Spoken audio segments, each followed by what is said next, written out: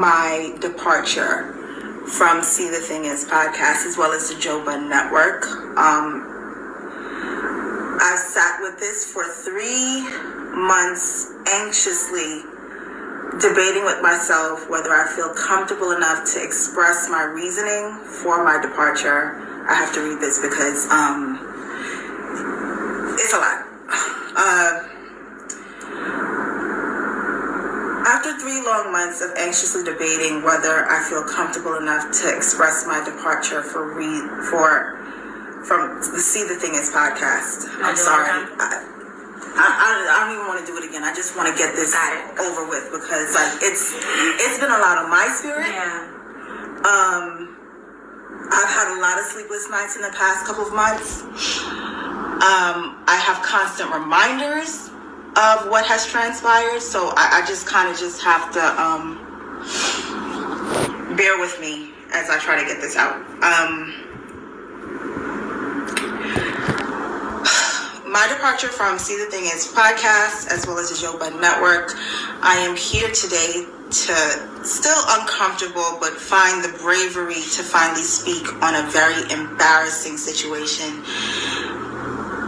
Not only to start my healing process, but to help give encouragement to others who have similar stories of sexual harassment in the workplace. On January 18th, 2021, Joe Budden sat in on a recording of the female-led podcast I was a part of and continuously made sexual suggestive remarks to me that made me extremely uncomfortable, as well as fearful of dampening the mood if I didn't laugh along while he made those sexual remarks to me.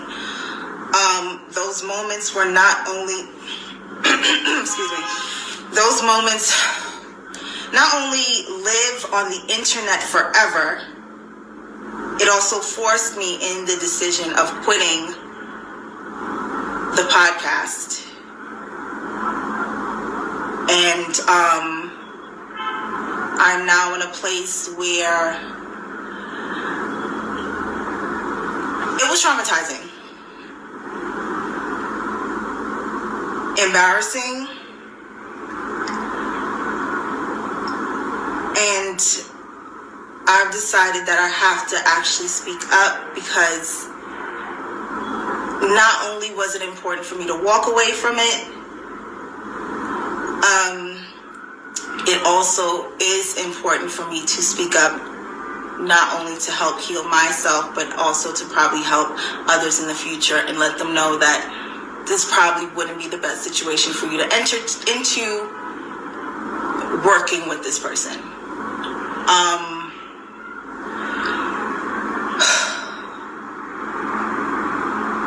I'm sorry, I need a moment. Within these past 3 months, I'm gonna just be very frank. Within these past 3 months, after I left, I've been feeling stuck. Mentally, emotionally. I've even had to have a conversation with my daughter on why it's important for you to speak up when somebody crosses a boundary with you. Because there is now footage of her mother on the internet with somebody crossing a boundary with her mother. And that's on there forever. And I want to lead by example and let her know that that is not how somebody should speak to you.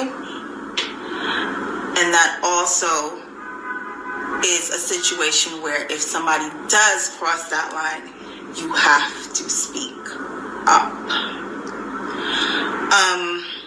Everything that transpired in that episode happened while we were recording. Some of it was edited out. Some of it did stay in there. And I'm going to reiterate the timestamps of how everything transpired. I'm gonna go ahead and start from 13 minutes and 48 seconds. Joe calls me out by saying, I've never reached out to him privately or personally. This information is important to this entire scenario because it proves my lack of familiarity with this person. And that is what makes everything that transpired after that so uncomfortable. Even though I tried my best to laugh through it, to not, like I said, dampen the mood of the room while we were recording.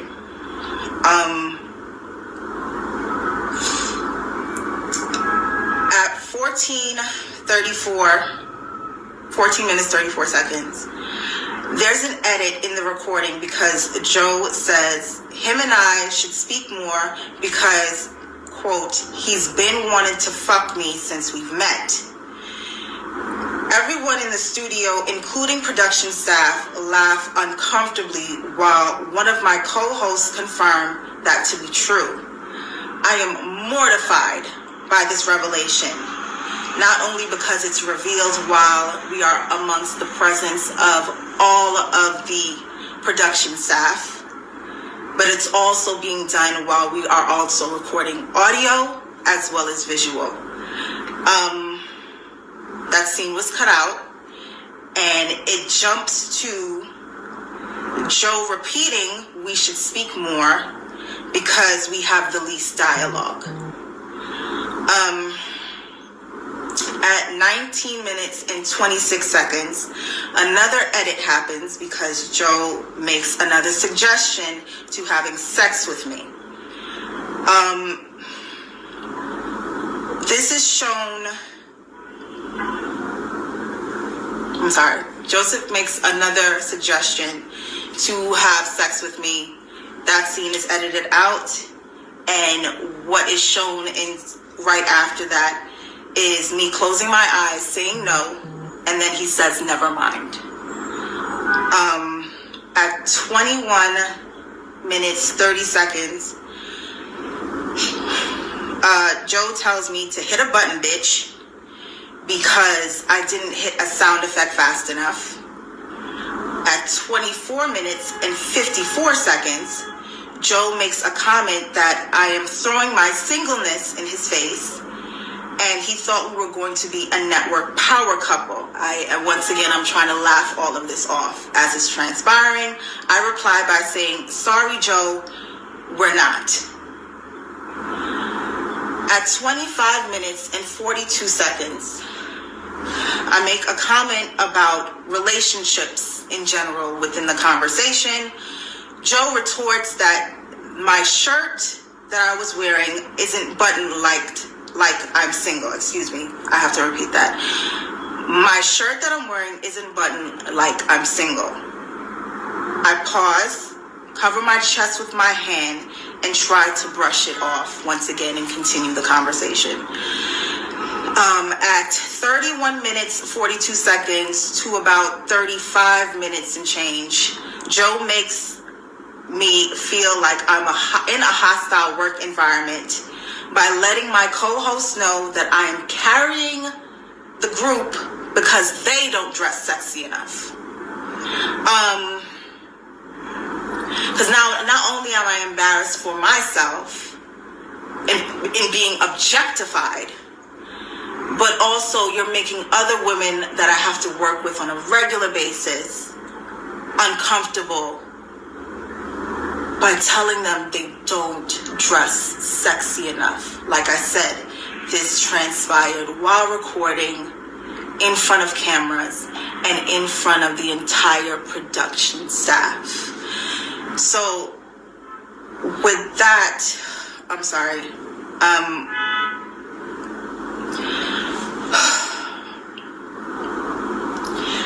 I pretty much react by looking away and looking down in discomfort several times because he has also said this in the past, and it actually created a passive-aggressive and competitive environment with myself and my former co-host,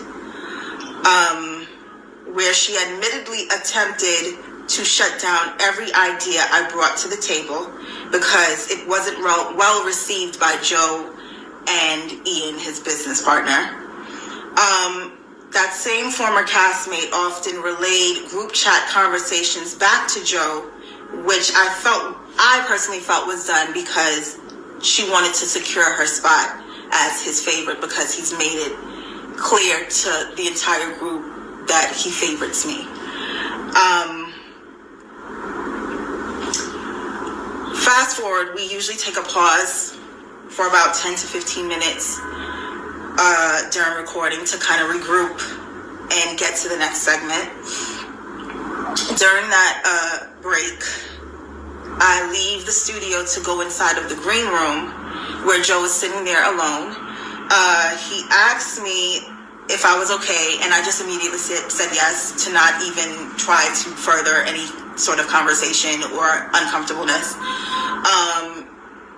He then tells me he's going to come back and sit with us and just give an on-air hug to lighten the mood. I say, okay. Fast forward to 2 hours, 16 minutes, and 3 seconds into the show. Joe returns and he mentions us and just giving us our accolades as we've been doing good thus far. This scene is edited once again because, let me rephrase that. Let me go back. He goes down the line to give everyone their accolades. He starts with Mandy. He goes to Bridget. And then once he gets to me, the scene is edited again because he says, Olivia is unique because I want to fuck Olivia and the fans love her. That scene is edited out. Those words are edited out. But what's left there is me widening my eyes in shock and embarrassment because after he asked if I was okay and he said he would come back to lighten the mood, I didn't think he would once again reference to wanting to have sex with me. At 2 hours, 17 minutes, and 5 seconds in the timestamp, Joe asks if he can give me an on-air hug. My co-host said yes, they insist, and I slowly get up to hug him. Still apprehensive, I give him a hug somewhat of a distance to kind of hug, no pelvis there. It's unbeknownst to me until I actually watch back the episode that he was moving his hips while he was hugging me. I laugh uncomfortably because I don't know what else to do at that point. It's nervous laughter at this point. Everyone else is like kind of chuckling, and I sit back down, and at 2 minutes, 17 seconds, and I'm trying to like just get all of this out because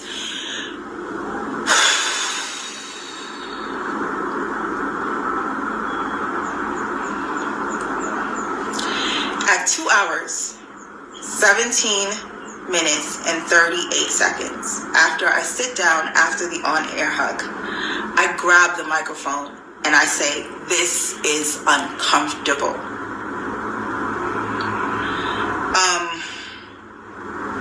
That's pretty much the end of the episode that was recorded.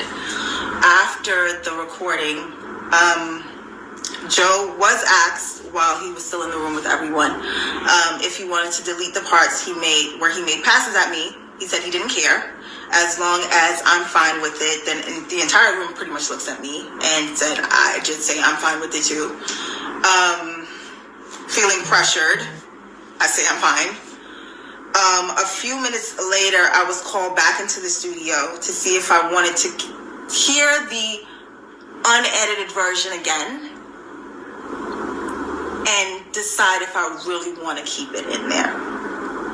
I listened to it again, and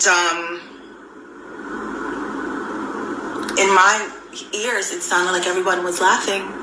So who am I to say this needs to be taken out? I don't have much say in the situation. I've already been belittled in this situation by being sexually harassed and objectified.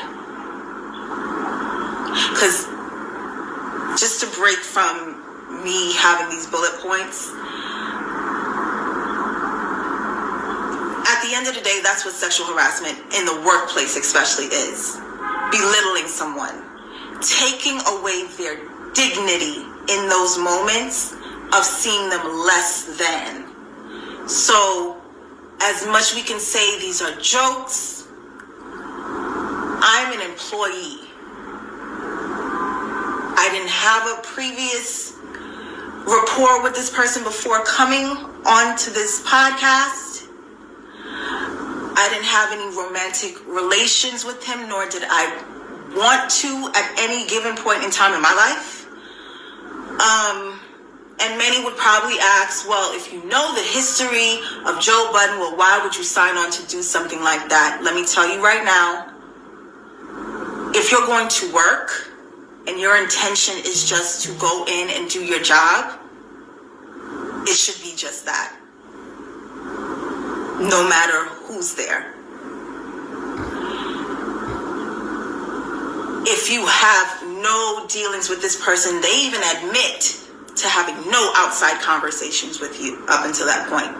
At no time should anybody feel comfortable enough to say anything of that nature to you.